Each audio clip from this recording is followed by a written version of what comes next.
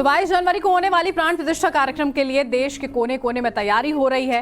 हर कोई इस महापर्व का हिस्सा बनने के लिए आतुर है। राम भक्तों की कई टोलियां अयोध्या पहुंच चुकी हैं, तो कई अपने गांव और शहरों में रहकर राम नाम का जाप करते हुए प्राण प्रतिष्ठा की तैयारियां कर रही हैं। उन भक्तों के लिए अयोध्या से एक सुंदर तस्वीर सामने आई है, भगवान श्री राम के घर के स्वर्ण द्वार की तस्वीर। आप भी इस तस्वीर को देखिए और राम नाम में रम जाइए। ज्योति से 5100 दीप प्रज्वलित होंगे। 21 जनवरी को मेरठ में एक भव्य शोभा यात्रा निकाली जाएगी और लोगों को अखंड ज्योति वितरित की जाएगी। देश का हर नागरिक इस महापर्व का हिस्सा बनना चाहता है। गुजरात के लाखों लोगों ने प्रभु श्री राम के प्रति अपना समर्पण जताने के लिए 108 फीट लंबी अगरबत्ती अयोध्या के लिए रवाना की। यह अगरबत्ती अयोध्या पहुंचने वाली है। एक बड़े ट्रक में रखकर इस अगरबत्ती को अयोध्या लाया जा रहा है। रास्ते में जहां से ट्रक गुजरा, लोगों ने जय श्री राम के नारे लगाने शुरू किए। बताया गया कि इस अगरबत्ती को बनाने में करीब 6 महीने का वक्त लगा और बनाने के लिए कई तरह की जड़ी बूटियों का इस्तेमाल किया गया। कुल मिलाकर अयोध्या समेत पूरा देश राममय है और हर कोई प्राण प्रतिष्ठा की तैयारियों में है, फिर चाहे वो अयोध्या में काम करने वाले कारीगर हों या देश के दूसरे कोने में राम के काम में जुटे लोग। राम नाम का जाप करने से दुनिया के कष्ट जो हैं वो मिट जाते हैं और यही वजह है कि जब अयोध्या राम जन्मभूमि में एक तरफ प्राण प्रतिष्ठा हो रही होगी तो दूसरी तरफ अयोध्या में सरयू नदी के तट के किनारे सीता राम नाम जप महायज्ञ होगा।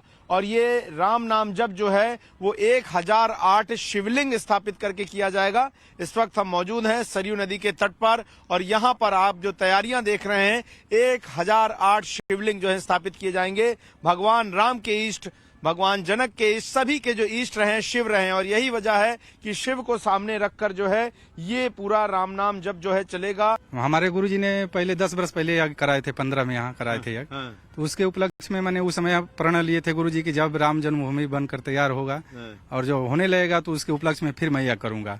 तो आज हमारे गुरुजी का जो बात था और जो था वो प्रत्यक्ष हुआ, उसका आज सीताराम नाम जप उसी उपलक्ष्य में गुरुजी ने हमारे कराने जा रहे हैं।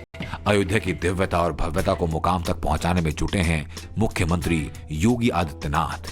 प्राण प्रतिष्ठा को लेकर सीएम योगी ने ऐलान किया कि 22 जनवरी को यूपी के सभी स्कूल कॉलेज बंद रहेंगे। 22 जनवरी का दिन यूपी में ड्राई डे घोषित कर दिया गया। सभी सरकारी भवनों की साज सज्जा होगी। 22 जनवरी को अयोध्या में बड़े स्तर पर दीपोत्सव होगा। ऐतिहासिक दिन के उत्सव में किसी तरह की कमी ना रहे, इसके लिए 16 जनवरी से यूपी के हर जिले में तैयारियां शुरू हो जाएंगी। 16 जनवरी से 22 जनवरी तक यूपी के मंदिरों में अखंड रामायण का पाठ और राम नाम संकीर्तन की अपील की गई। अयोध्या वास्तव में जिसका हकदार थी, जो काम पहले होना चाहिए, 10 साल पहले होना चाहिए था, वो काम आज अयोध्या के लिए हो रहा है। और मैंने इसलिए कहा कि आप लोगों ने पॉजिटिवली इसको आगे बढ़ाया, इसलिए आपके प्रति एक बार धन्यवाद करो। और 22 जनवरी के कार्यक्रम की पूरी तैयारी के साथ आप लोग लगेंगे, भिड़ेंगे, इसके लिए भी मैं आपका आह्वान करता हूँ। अयोध्या को स्वच्छ बनाने के लिए कुंभ मॉडल लागू किया जाएगा। इसका अयोध्या की चमक पर भी बहुत ज्यादा फोकस होगा। खुद मिशन में सीएम योगी लगने वाले हैं। 14 जनवरी को योगी आदित्यनाथ फिर अयोध्या जाएंगे। इस दौरान स्वच्छता अभियान की शुरुआत की जाएगी। इसी कड़ी में सीएम योगी मंगलवार को अयोध्या पहुंचे, जहां सबसे पहले अयोध्या के रक्षक कहे जाने वाले हनुमान जी के मंदिर यानी हनुमानगढ़ी में माथा टेका। सीएम योगी ने मंदिर में पूजा की और फिर रामलला के दर्शन। योगी ने प्रभु श्री राम की पूजा की और प्राण प्रतिष्ठा से पहले आशीर्वाद लिया। योगी ने मंदिर के महंतों से मुलाकात के बाद मंदिर निर्माण का मुआयना किया। राम मंदिर के ग्राउंड फ्लोर में आई तेजी को देखकर सीएम योगी खुश नजर आए और फिर अधिकारियों को सिक्योरिटी से जुड़े मैसेज दिए। जिस तरह सीएम योगी राम काज में जुटे हैं, ठीक उसी तरह पीएम मोदी का मन भी अयोध्या में रमा है। पीएम मोदी ने कैबिनेट बैठक की, जिसमें मंत्रियों को खास हिदायत दी, राम मंदिर को लेकर आस्था दिखाएं मगर अग्रेशन नहीं। पीएम मोदी ने मंत्रियों को इंस्ट्रक्शन दिए हैं, अपने अपने क्षेत्र में प्राण प्रतिष्ठा के दौरान किसी तरह की गड़बड़ी ना हो, इसका ख्याल रखें। अपने इलाके के लोगों को 22 जनवरी के बाद रामलला के दर्शन करवाने लाएं। ज्यादा से ज्यादा लोगों को प्रभु श्री राम का आशीर्वाद दिलाएं। पीएम मोदी ने राम मंदिर ट्रस्ट से ये डिटेल मांगी कि प्राण प्रतिष्ठा में यजमान होने के नाते उन्हें किन परंपराओं का पालन करना है, तो उन्हें धार्मिक विधि बताई गई। अयोध्या से गौरव श्रीवास्तव के साथ ब्यूरो रिपोर्ट, टाइम्स नाउ नव भारत।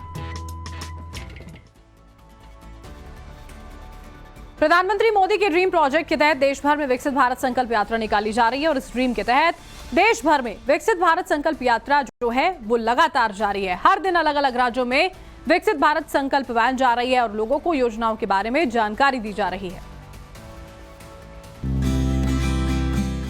देश को समृद्ध बनाना है, विकसित भारत बनाना है। इसी लक्ष्य के साथ देश भर में विकसित भारत संकल्प यात्रा निकाली जा रही है। चेन्नई पहुंची विकसित भारत संकल्प यात्रा में केंद्रीय मंत्री पीयूष गोयल शामिल हुए। इस दौरान पीयूष गोयल ने विभिन्न योजनाओं के साथ लाभार्थियों को चेक वितरित किए। साथ ही केंद्र सरकार की महत्वाकांक्षी योजनाओं के बारे में लोगों को जानकारी दी। And now we are all going to celebrate Lord Ram's temple in Ayodhya on 22nd January. Ram belongs to all of us. Ram stands for truth. Ram stands for sacrifice. Ram stands for the victory of good over evil.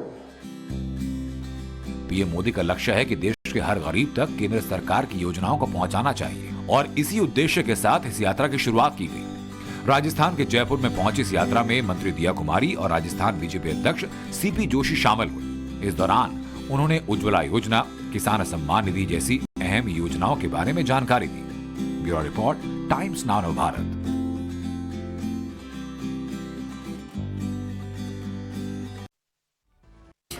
Ram मंदिर update पर